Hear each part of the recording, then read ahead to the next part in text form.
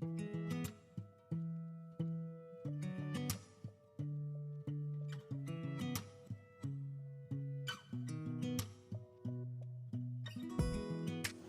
वालेकुम, कैसे हैं आप सब। उम्मीद करती हूँ सब खैरियत से होंगे। आज मैं बना रही हूँ black forest cake. Black forest cake बनाने के लिए जो मैं इंग्रेडिएंट्स इस्तेमाल कर रही हूँ, सबसे पहले आप वो नोट डाउन कर लें। मैंने लिए हैं 6 अदद अंडे, ये रूम टेम्परेचर पे हैं, फ्रिज के ठंडे नहीं हैं। इसके अंदर मैं डालूँगी चीनी 125 ग्राम या चाय कप का 4th पार्ट ले लें आप। इसमें मैदा मैं डालूँगी 115 ग्राम या 1 कप। कोको पाउडर लिए हैं मैंने 1.5 खाने का चम्मच या 10 ग्राम। और इसके अंदर बेकिंग सोडा मैं डाल रही हूँ 1/2 टीस्पून और वनीला एसेंस इसमें जाएगा टीस्पून का 4th पार्ट। सबसे पहले एक मैंने बड़ा बोल ले लिया, उसके अंदर 6 अदद अंडे डाले हैं, साथ ही मैं ये शुगर डालूंगी और इसको इलेक्ट्रिक बीटर के साथ बीट इतना करूँगी कि ये फ्लफी सा हो जाए। सबसे पहले मैं मीडियम स्पीड पे इसको बीट करूँगी 1 मिनट।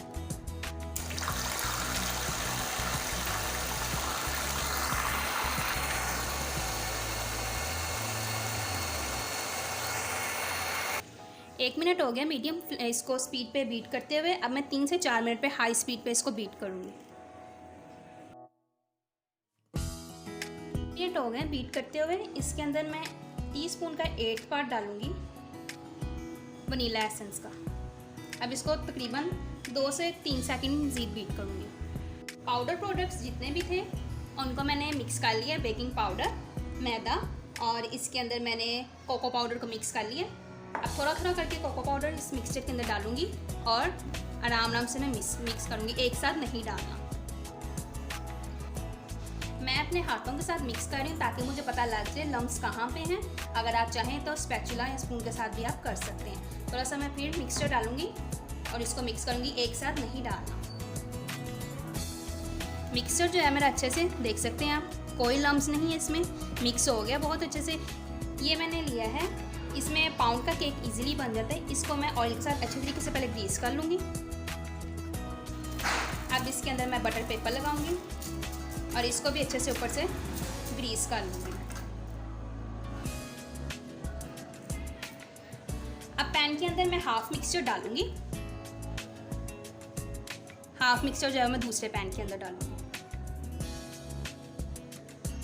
पैन को मैं अच्छा हल्के से टैप करूँगी स्लैब के ऊपर ताकि जो नीचे एयर बबल्स हैं वो ख़त्म हो जाएं। आज जो है मैं केक जो है वो मैं बेक कर रही हूँ पतीले के अंदर, ओवन में इसको बेक नहीं कर रहे। डेगची को प्री हीट होने के लिए मैंने 15 मिनट पहले रख दिया था ताकि इसके अंदर ये अच्छी तरीके से हीट बन जाए। इसके अंदर नीचे मैंने इसकी बेस में नमक डाला है और ऊपर ये एक मैंने सांचा रखा है, बाजार से ईजिली मिल जाता है। अब इसके ऊपर मैं अपना ये केक रखूंगी और इसको सबसे पहले मीडियम फ्लेम पे मैं 5 मिनट के लिए बेक करूंगी। 5 मिनट लो मीडियम फ्लेम पे इसको बेक करने के बाद मैं फ्लेम जो है वो लो टू मीडियम पे कर दूंगी और तकरीबन 45 मिनट तक इसको बेक करूंगी। अगर आप इसको पतीली में बेक नहीं करना चाहते, माइक्रो में बेक करना चाहते हैं तो उसको पहले ही प्री हीट होने के लिए रख दें। ओवन में बेक करने के लिए 25 से 20 मिनट आप इसको रखें 180 डिग्री पे और यहाँ 30 से 350 फ़ारेनहाइट पे आप इसको बेक कर सकते हैं।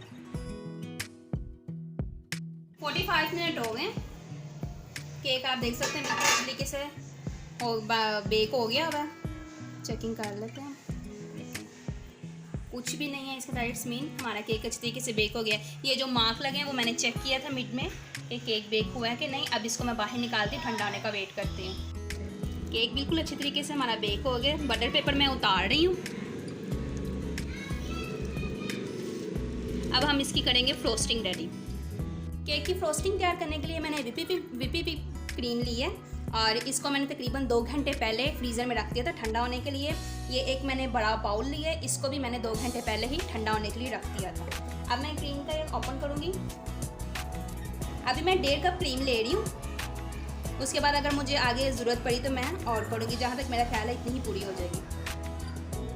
क्रीम को पहले मैं मीडियम स्पीड पे बीट करूँगी इलेक्ट्रिक बीटर के साथ, फिर उसके बाद हम इसकी ऐसे स्पीड बढ़ाते जाएंगे।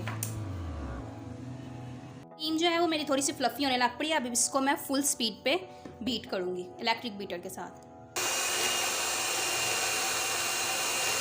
केक की फ्रोस्टिंग रेडी हो गई है। क्रीम मेरी अच्छी तरह से विप हो गई है। इसकी पहचान ये है कि इसको उल्टा करूँगी तो ये गिरेगी नहीं। ठीक है, अब मेरा केक जो अच्छी तरीके से ठंडा हो गया। अब मैं इसके ऊपर केक के ऊपर इसको अप्लाई करूँगी।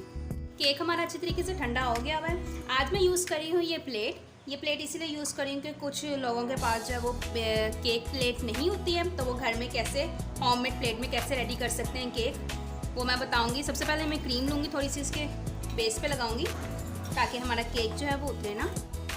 आज केक मैं बना रही हूँ without cake plate and without cake roller के। अपना रेडी किया हुआ केक मैं इसके ऊपर रखूँगी। इसके ऊपर मैं डालूंगी दूध ताकि पूरे केक को मैं इस दूध के साथ कवर कर दूंगी ताकि हमारा केक जो अच्छी तरीके से सॉफ्ट हो जाए। अब इसके ऊपर मैं रेडी की हुई अपनी फ्रोस्टिंग लगाऊंगी क्रीम की। व्हिप क्रीम के ऊपर जो है वो मैंने अंदर क्रीम में चीनी नहीं डाली क्योंकि ये खुद ही मीठी बहुत ज़्यादा होती है। अगर आप डालना चाहें तो आप दूध की जगह शुगर सिरप डाल सकते हैं। अब इसके ऊपर मैं केक की दूसरी लेयर रखूँगी। वही प्रोसीजर मैं अपना रिपीट करूँगी। इसके ऊपर मैं पहले दूध डालूंगी, फिर मैं अपनी फ्रोस्टिंग डालूंगी। केक मैंने क्रीम के साथ पूरा कवर कर दिया। साइड्स पे मैं नोज़ल के साथ छोटे छोटे से फ्लावर्स डालूंगी। साइड पे ये मैंने थोड़ी सी पार्टीशन की है। इस साइड पे मैं फ्लावर बनाऊंगी और इस साइड पे मैं हैप्पी बर्थडे लिखूंगी। ब्लैक फॉरेस्ट केक हमारा रेडी है। ऊपर मैंने चॉकलेट के साथ डेकोरेट किया है। ये सारी मैंने चॉकलेट डाली है। लिखा मैंने चॉकलेट गिनाश के साथ है। चॉकलेट गिनाश जो मैंने बनाई है वो दो खाने के चम्मच मैंने चॉकलेट ली थी और साथ 1 खाने का चम्मच दूध, या अगर आपको कम लगे तो आप 1.5 खाने का चम्मच दूध डाल सकते हैं। डाल के उसके साथ मैंने जिपरेक्स बैग में डाल के ये मैंने लिखा था। ये केक स्पेशली मैंने अपनी बेटी के लिए बनाया है। सुबह उसकी बर्थडे है, उसके लिए उसको दुआओं में लाजमन याद रखिएगा। अगर आपको वीडियो अच्छी लगे तो लाइक शेयर ज़रूर कीजिएगा, अपनी दुआओं में याद रखिएगा और चैनल को सब्सक्राइब करना मत भूलिएगा। ये केक व्हिप क्रीम के साथ मैंने बनाया है। बहुत अच्छी ये क्रीम है और रिज़ल्ट भी बहुत अच्छा ये देती है। अपनी दुआओं में याद रखिएगा। अल्लाह हाफ़िज़।